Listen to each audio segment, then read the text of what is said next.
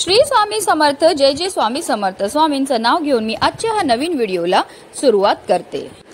नारळी पौर्णिमा हा सण समुद्रदेव वरुण यांना समर्पित आहे। श्रावण पौर्णिमेला खास करून कोळी समाज नारळी पौर्णिमा साजरा करतो।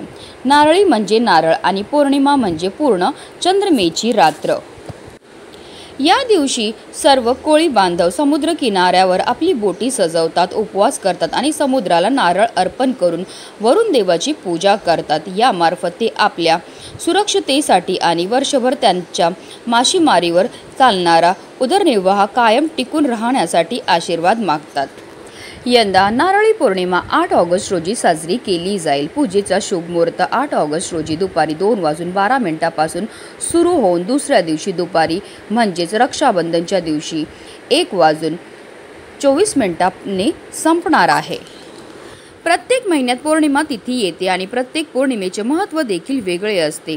नारळी पौर्णिमा ही खूप शुभ आणि महत्त्वाची तिथी मानली जाते। या दिवशी अनेक लोक व्रत देखील करतात आणि या व्रतामध्ये फक्त नारळापासून बनलेल्या पदार्थाचं सेवन हे केलं जातं। धार्मिक मान्यतानुसार पौर्णिमेचे व्रत केल्याने प्रत्येक इच्छा पूर्ण होतात। या दिवशी चंद्रदेवासह महादेव, श्रीहरी विष्णू, माता लक्ष्मी तसेच आपल्या कुलदेवीची आणि माता पार्वतीची पूजा करण्याची प्रथा आहे। पौर्णिमेच्या दिवशी श्रीहरी विष्णू आणि माता लक्ष्मीची पूजा केल्याने जीवनात सुख, शांती आणि समृद्धी येते। श्रावण पौर्णिमेला पवित्र नदीत स्नान केल्याने आणि आपल्या क्षमतेनुसार दान केल्याने प्रचंड आध्यात्मिक लाभ होतो। असे म्हटले जाते की या दिवशी केलेले दान असंख्य आशीर्वाद देते आणि एखाद्याच्या जीवनात समृद्धी आणि आनंद आणते। धार्मिकदृष्ट्या हा दिवस अतिशय महत्त्वाचा असल्यामुळे या दिवशी काही प्रभावी उपाय आणि सेवा देखील केल्या जातात।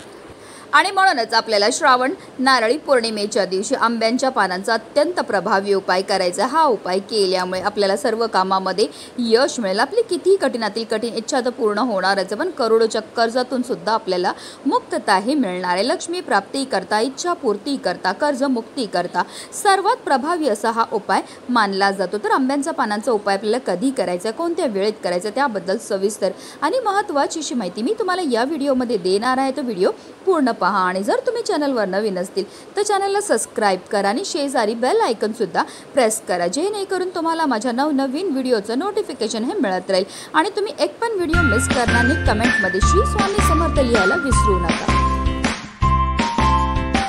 अमावास्या आणि पौर्णिमा आली की आपल्या घरामध्ये अचानक भांडणं होतात, चिडचिड होते, आजारपण येतं। कारण असं म्हटलं जातं की अमावास्या आणि पौर्णिमेच्या दिवशी नकारात्मक शक्तींचा प्रभाव खूप जास्त प्रमाणामध्ये असतो।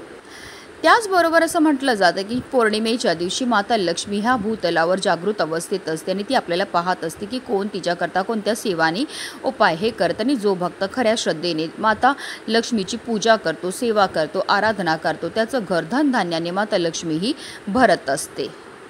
त्यातल्या त्यात ही पौर्णिमा आली आहे शुक्रवारी आणि श्रावणातील प्रत्येक शुक्रवारी ज्योतीची पूजा ही केली जाते। त्याचबरोबर आपल्या कुलदेवीच्या पूजनाला सुद्धा विशेष महत्त्व हे दिलं जातं। आता हा उपाय आपल्याला कधी करायचा तर तुम्ही हा उपाय जो आहे तो नारळी पौर्णिमा म्हणजे 8 ऑगस्टच्या दिवशी करू शकतात किंवा अगदी तुम्ही 9 ऑगस्टच्या दिवशी केला तरीही चालणार आहे। कारण नारळी पौर्णिमा ही 8 ऑगस्टला दुपारी 2 वाजता सुरू होईल आणि ती रक्षाबंधन म्हणजेच 9 ऑगस्टच्या दिवशी दुपारी समाप्त होणार आहे। म्हणून आपण हा उपाय जो आहे तो दोन्ही दिवसामध्ये कधीही करू शकतात। आंब्याचे झाड मंगळाचे कारक आहे। आंब्याचे झाड हे मेष राशीचे कारक मानले जाते, म्हणूनच आंब्याच्या पानांचा शुभ कार्यामध्ये वापर केला जातो आणि आंब्याच्या पानांशिवाय पूजा पूर्ण मानली जात नाही।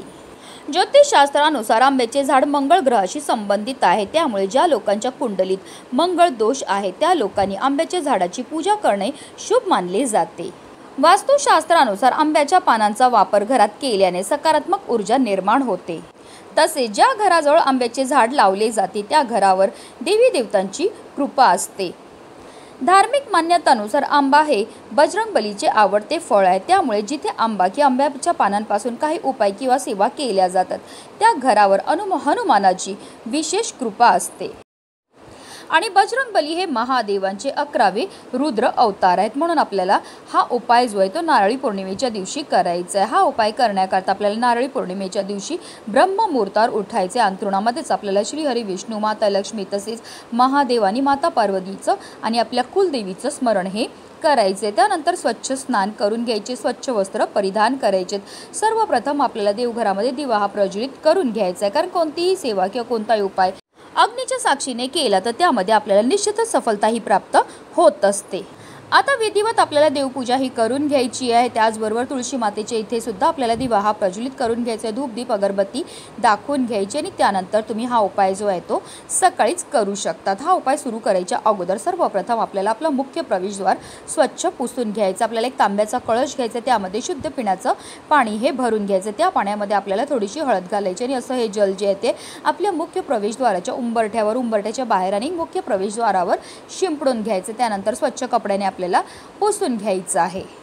आता आपल्याला उंबरठ्यावर हळदीचं लेपन हे करून घ्यायचं आहे। त्याचबरोबर आपल्याला एक प्लेट घ्यायची, प्लेटमध्ये थोडंसं कुंकू घ्यायचं, त्यामध्ये पाणी टाकून गंध तयार करून घ्यायचं आणि या कुंकवाने आपल्याला आपल्या उंबरठ्याच्या बरोबर मधोमध एक स्वास्तिक काढून घ्यायचं आहे। स्वास्तिक व्यवस्थित काढा, त्यामध्ये 4 बिंदू तसेच कडेला ज्या 2-2 रेषा असतात त्या आपल्याला आवर्जून द्यायच्या आहेत, कारण स्वास्तिक हे माता लक्ष्मीचं स्वरूप म्हटलं जातं। स्वास्तिक हे श्री हरी विष्णूंचं आसन मानलं जातं। स्वास्तिक हे मांगल्याचं प्रतीक आहे। असं हे स्वास्तिक आपल्या मुख्य प्रवेशद्वाराच्या उंबरठ्यावर काढल्यामुळे आपल्याला ग्रह दोषापासून मुक्तताही मिळत असते, कारण उंबरठा हे माता लक्ष्मीचं स्थान असतं आणि असं हे हळदीचं लेपन उंबरठ्यावर केल्यामुळे माता लक्ष्मी आपल्यावर प्रसन्न होते। त्याचबरोबर आपल्याला आपल्या मुख्य प्रवेशद्वारावर सुद्धा एक कुंकवाने स्वास्तिक हे काढून घ्यायचं। तसेच आहे नारळी पौर्णिमा, म्हणून आवर्जून आपल्याला आपल्या स्वयंपाकघराचा जो ओटा असतो त्यावर सुद्धा आपल्याला एक स्वास्तिक काढून घ्यायचं आहे।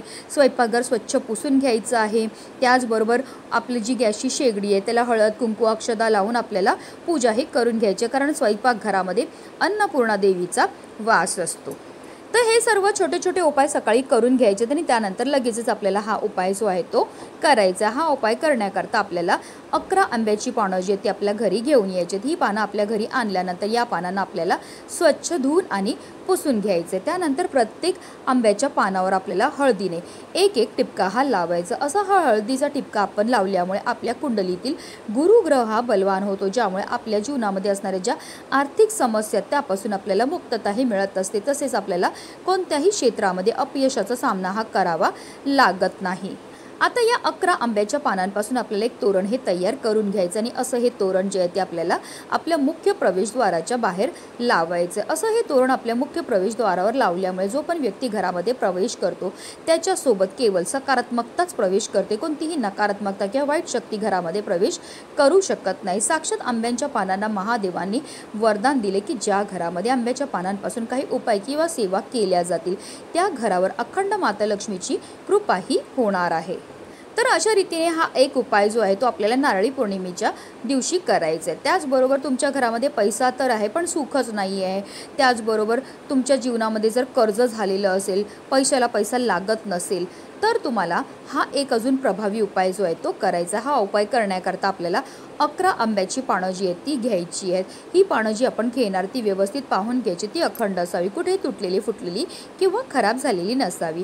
आता या पानांना आपल्याला स्वच्छ धुवून आणि पुसून घ्यायचं आहे। त्यानंतर ही 11 आंब्याची जी पानं आपण घेतली ती एकावर एक ठेवून आपल्याला एका दोऱ्याने त्याची जुडी ही तयार करून घ्यायची आहे। त्यानंतर या आंब्याच्या पानांचं जे पुढचं टोक आहे त्याला आपल्याला मधामध्ये बुडवायचं आहे आणि अशी आंब्यांच्या पानांची जुडी, त्याचबरोबर 1 लोटा जल घेऊन जायचं आहे आपल्याला आपल्या घराजवळ असणाऱ्या महादेवांच्या मंदिरामध्ये। हा उपाय आपल्याला मंदिरामध्ये जाऊनच करायचा आहे, कारण संपूर्ण श्रावण महिन्यामध्ये या भूतलावरील प्रत्येक शिवलिंगामध्ये साक्षात महादेव निवास करतात आणि जर हा उपाय आपण मंदिरामध्ये जाऊन केला तर आपल्याला केलेल्या उपायाचं त्वरित फळे प्राप्त होणार आहे। मंदिरामध्ये गेल्यावर सर्वप्रथम आपल्याला महादेवांच्या शिवलिंगावर जल हे अर्पण करायचे। जल अर्पण करताना निरंतर आपल्याला श्री शिवाय नमस्तुभ्यम, पुरुष असतील तर ओम नमः शिवाय, स्त्री असतील तर नमः शिवाय या मंत्राचा जप हा करायचा आहे। त्यानंतर ही जी 11 पानांची आपण जुडी बनवून घेतलेली आहे ती आपल्याला महादेवांच्या शिवलिंगावर अर्पण करायची आहे। पण ती अर्पण करायची पण एक विशिष्ट जागा आहे महादेवांच्या शिवलिंगावर, जिथे देवी अशोक सुंदरीचं स्थान असतं।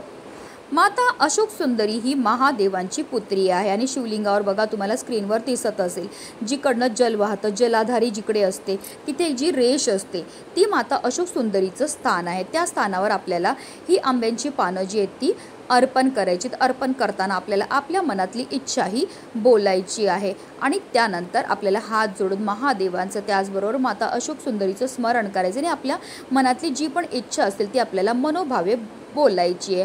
त्यानंतर शिव मंदिरामध्ये बसूनच आपल्याला एक वेळा दारिद्र्य दहन शिवस्तोत्राचं पठण करायचं आहे. त्याचबरोबर 108 वेळा आपल्याला श्री शिवाय नमस्तुभ्यम या मंत्राचा जप हा करायचा. अतिशय प्रभावी असा हा उपाय केल्यामुळे करोडोच्या कर्जातून आपल्याला मुक्तताही मिळत असते. त्याचबरोबर आपली किती कठीणातील कठीण इच्छा ही साक्षात महादेव पूर्ण करतील. म्हणूनच व्हिडिओ जास्तीत जास्त लोकांपर्यंत शेअर करा. श्री शिवाय नमस्तुभ्यम. हर हर महादेव.